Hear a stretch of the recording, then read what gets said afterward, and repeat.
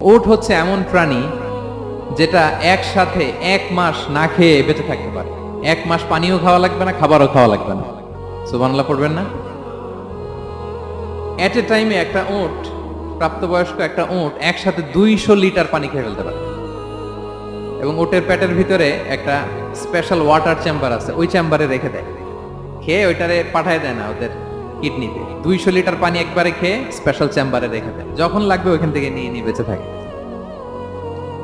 1 মাস না খেয়ে বেঁচে থাকে কি করে? উটের পিঠে দেখবেন একটা কুজ আছে, একটা উঁচু উটকে যদি কল্পনা করেন, উপরে একটা কুজ আছে না, এই পুরো কুজটা হচ্ছে চর্বির আধার। তো ওটের যখন খাবার থাকে না মরুভূমিতে, মাসের পর মাস যখন চলে, ওই চর্বি থেকে এনার্জি নিয়ে সে মরুভূমিতে চলে, সে না খেয়েও বাঁচতে পারে। আমাদের আমাদের চোখের মধ্যে যেমনি একটা পাপড়ি, এরকম এক পাপড়ি দিয়ে উটকে আল্লাহ বানায় নাই, ডবল লেয়ারের পাপড়ি দিয়েছে। কারণ মরুভূমির মধ্যে চলতে পথে লু হাওয়া থাকবে, মরুভূমির সাইমুম